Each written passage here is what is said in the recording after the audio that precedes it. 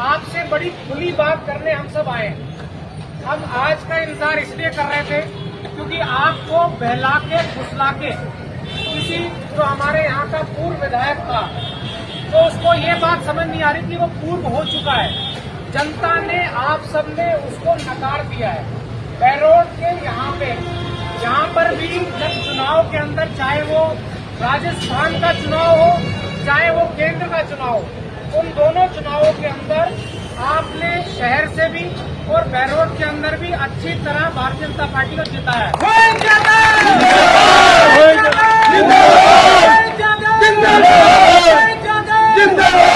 वो सिर्फ इसलिए आपने जिताया है क्योंकि हमारे यशस्वी प्रधानमंत्री नरेंद्र भाई मोदी जी, उन्होंने जो हमेशा एक बात कही है कि अपना व्यवसाय जो व्यक्ति कर रहा है और जो आखिरी छोर पे व्यक्ति बैठा है उसको हमेशा लाभ मिलना चाहिए सरकार की चीजों का और सरकार जो अपने कार्य कर रही है उसका।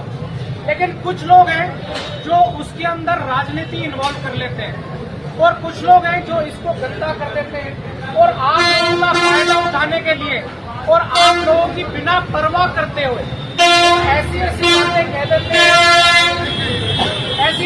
कह देते हैं जिससे आपका नुकसान हो जाता है। तो मैं आप सबसे निवेदन करता हूँ कि आप सब यहाँ पर अपना व्यापार कर रहे हैं, रेहड़ी पटरी लगा रहे हैं और आपके साथ पहले डॉक्टर जसवंत सिंह यादव पहले भी 10 साल एमएलए रहे हैं।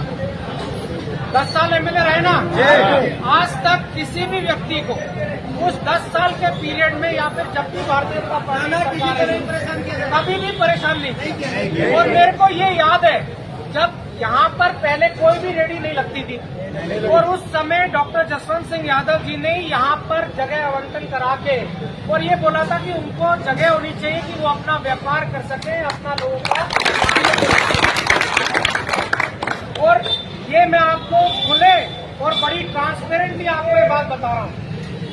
सरकार बदल गई, लेकिन सरकार जब बदली उसके बाद यहाँ पर जो सरकार थी वो जो चेयरमैन है वो सीताराम यादव जी हैं और पहले वो पूर्व विधायक के बिल्कुल खास हुआ करते थे, बिल्कुल।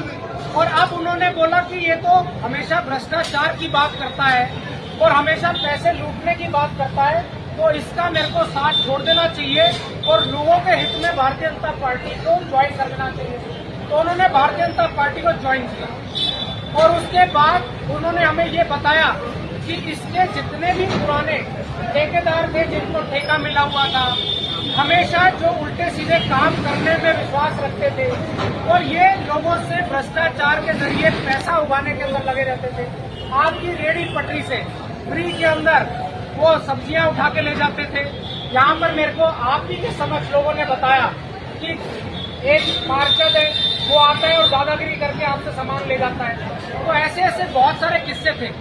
तो उन्होंने ये हमें बातें बताई, तो हमने कहा कि इसके अंदर सुधार कैसे किया जा सकता है। तो उन्होंने बोला कि सुधार करने के लिए हम अपनी तरफ से काम कर रहे हैं, लेकिन क्योंकि चुनाव चल रहे थे और चुनाव के बीच के अंदर उन्होंने हमें ये बात नहीं बताई कि इस चीज का टेंडर उन्होंने करा है और रेहड़ी पटरी वालों से तय बाजारी के तहत ये जो आपकी पर्ची कट रही थी उसका काम शुरू किया है। ये हमें नहीं पता था, ना ही डॉक्टर जसवंत सिंह यादव जी को पता था, लेकिन आपने अपनी आवाज उठाई। और जब मेरे पास राजेश जी का फोन आया और उन्होंने मेरे को बताया कि ऐसे ऐसे यहाँ पर पर्ची कटनी शुरू हुई है, मैंने उसी टाइम राजेश जी को बोल दिया था कि राजेश जी आप चिंता मत करो, ऐसी कोई बात है तो आपकी बात चेयरमैन साहब को भी बताएंगे, एमएलए साहब को भी बताएंगे और अगर हमें जरूरत पड़ी तो मुख्यमंत्री के पास भी जाएंगे। तो राजेश जी ने बोला कि हमें अपनी तरफ से क्या करना चाहिए। तो मैंने इनको बोला कि आप एक काम करो, क्योंकि मैं आऊंगा तो उसका राजनीतिकरण हो जाएगा, तो मैं नहीं चाहता कि आपको राजनीतिकरण से कोई भी लॉस हो, वरना मैं पहले दिन भी आ सकता था। भाई आज मेरे पिताजी यहाँ पर विधायक आपने बनाए, मैंने पिछली बार चुनाव लड़ा, लेकिन आप सबके मापदंड पे खरा नहीं उतरा तो मैं चुनाव हार गया, लेकिन फिर भी आपके बीच में मैंने आना छोड़ा नहीं और आपसे खूब अच्छी मुलाकात रही। यहाँ पर आपने प्रोग्राम किए उसमें भी आना हुआ और यहाँ पर ओम जी भाई साहब, संजय मीर जी और सभी लोग आपके बीच में हमेशा आपकी बातों को हम तक पहुंचाते रहे और हम आपकी बातों को उठाते रहे। तो मैंने राजेश जी को बोला कि आप सब इकट्ठा होके अपना एक ज्ञापन बना लो और ज्ञापन आप लेके चले जाओ एसडीएम साहब के पास और मैं फोन कर दूंगा। भारतीय जनता पार्टी आपके साथ खड़ी है। लेकिन इस चीज को सुन के जब उन्होंने ये देखा कि ये तो अपने आप ही चीजें सॉल्व हो रही हैं और जो वो आपकी डिमांड थी कि पर्ची नहीं कटनी चाहिए और वो नहीं कटेगी, तो उसको राजनीतिक फायदा उठाने के लिए आपके बीच में पूर्व विधायक आ गया। आपने बुलाया था क्या? नहीं। बुलाया था? यहीं से बुलाया था। अच्छा, तो आपने उनको इसलिए बुलाया था कि आपका साथ दे और आपको वो लड़ने में खड़े हो।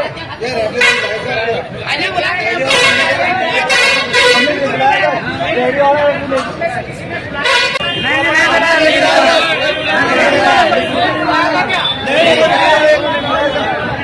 अगर आपने नहीं बुलाया था तो एक बार हाथ खड़े करो। नहीं बुलाया तो आपने नहीं बुलाया। जब आपने बुलाया ही नहीं तो राजनीति करने का कोई लाभ नहीं है, क्योंकि ये जनता जान चुकी है कि आपका नाजायज फायदा उठाया जा रहा है। क्योंकि एक चीज है, ना ही तो वो कोई एमएलए, ना ही वो आपका कोई काम करा सकता है। अगर हमें काम कराना है, अगर हमें सही तरह से अपना हक लेना है, तो उसके लिए हम सबको साथ होके जो चैनल है, जो आज एमएलए है, जो आज चेयरमैन है, हमें उसके पास अपनी गुजारिश रखनी पड़ेगी कि हम सब मिलके साथ मिलके ये चाहते हैं कि यहाँ पर पर्ची ना कटे। हम यही चाहते हैं ना? तो मैं आपसे खुल के ये बात कह रहा हूँ कि दो ही चीजें हैं। या तो हम उस आदमी के पास चले जाएं जो कि ये बोलता है कि मैं लट के जरिए आप सबको अरेस्ट भी करा दूंगा, आप सबका काम धंधा भी बंद करा दूंगा और आपकी पर्ची भी कटाऊंगा। या फिर आप उस आदमी के पास जाइए या भारतीय जनता पार्टी के पास चलिए जो कि आपके साथ मिलकर गरीबों का ख्याल रखती है और आपके हक के लिए लड़ती है। तो मैं आपसे वादा करता हूँ कि आपकी बात जो आपने मेरे सामने रखी है राजेश जी और सभी रेडी वाले, क्योंकि मैं आज आपने मेरे को बोला कि यहाँ पर आपकी बात क्लैरिफाई होनी चाहिए, तो मैं आपके बीच में आपके निवेदन पे यहाँ पर आपकी बात क्लैरिफाई करना है। बिल्कुल साफ साफ, बिल्कुल खुले आप कि भाई हम सब मिलके आपसे ये निवेदन कर रहे हैं, भारतीय जनता पार्टी के सभी लोग, कि कोई भी आपके पास पर्ची लेके काटने के लिए आए तो आप उस पर्ची को, उसके पैसे को आपको देने की कोई जरूरत नहीं है।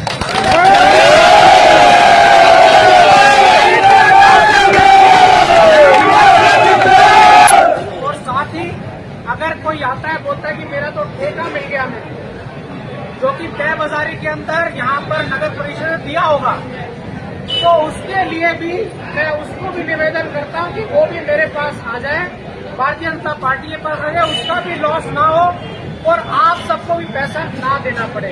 तो और अगर कोई आपसे पैसा लेगा तो उसको मैं भुगतूंगा, ये मैं आपसे वादा करता हूँ।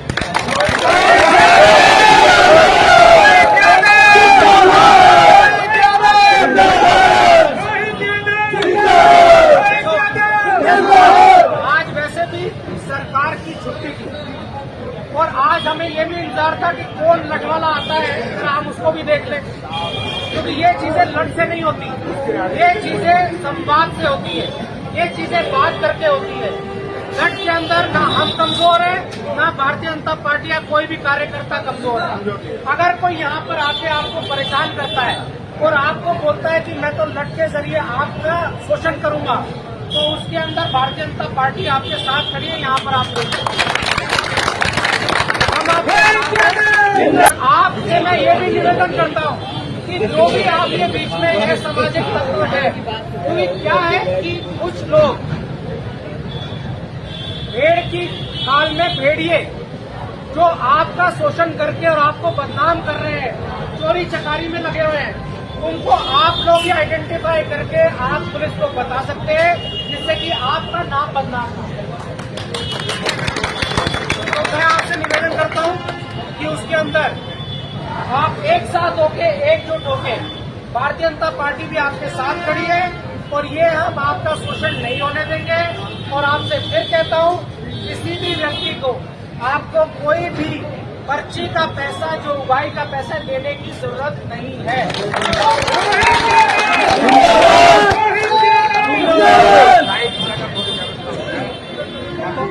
तो अब देखो, दो चीजें हैं जो नगर परिषद की भी है, आपको और हमको, क्योंकि हम सब यही रहते हैं।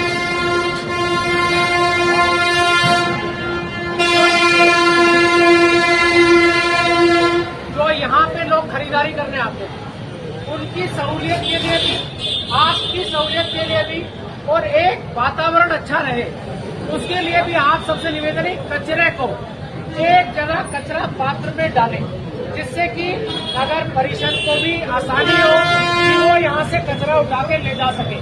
और साथ के अंदर जो लाइट की आप बात कह रहे हो, क्योंकि ये लाइट की बात है, ये NHAI के अंडर आता है।